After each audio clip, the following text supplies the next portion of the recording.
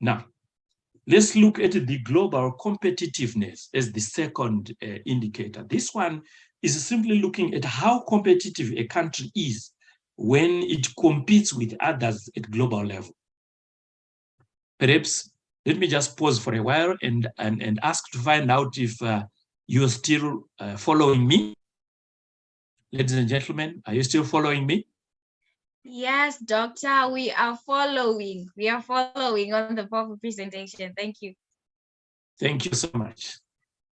Right. So we're looking at the factors of country competitiveness, and these are social, environmental, cultural elements, and so on and so forth. What we wanted to state at the moment is that apart from the issue of the education system and its design, there are also other factors which kick in, and sometimes they have nothing to do with education system itself, which can affect a country's young people and their progress in terms of knowledge acquisition, knowledge generation, and the role they can play in terms of defining the future of their education. There are other factors. But this one is another one which is very crucial, because countries compete on their competitiveness. The competitiveness is simply saying what capacity, what capabilities does a country have to be able to deliver better than other countries at international markets. However, here is a very interesting thing. Europe has developed what it calls Europe 2020 strategy, which has just expired. And this 2020 strategy was simply looking at what Europe and its countries needed to do in terms of improving its competitiveness.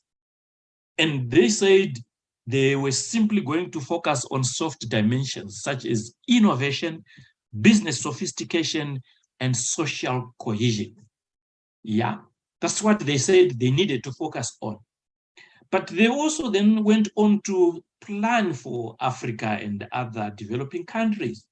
And they said, for us, we should focus on hard pillars and soft pillars.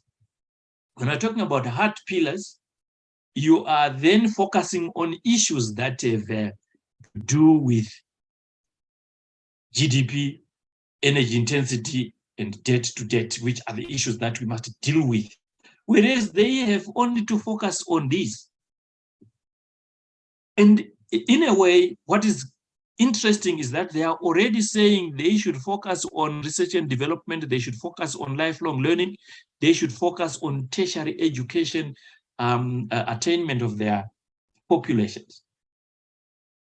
So if you look at these two elements, you can almost conclude that they are saying they want to advance into a knowledge economy, whereas Africa and its peers should focus on trying to improve pillars of the economy, deal with energy infrastructure, look at how to pay off debts for our young people and children, but not advancing in terms of education. And for me, that's quite telling, because someone should be able to say, even under the circumstances, there are opportunities and possibilities for leapfrogging to this dimension, such that Africa and Africans can also begin to compete at research and development. We don't want to be locked here dealing with hard pillars. Why? Hard pillars confine us to what we call low value chains in any economy, so that we could be shipping out all our resources, natural resources, to Europe, and they will then advance in terms of research, then production of advanced equipment, advanced technology, advanced medication, advanced solutions of different types. And I think if we were to take this and accept it, we are literally drinking poison that is killing generations to come. Yes, we acknowledge that we have these problems. We have a problem of electricity right now in Zimbabwe. but, excuse me, but we can still find alternative solutions to that. And this is what our local universities should be able to teach and train us to do, to be innovative and overcome the current problems that we have.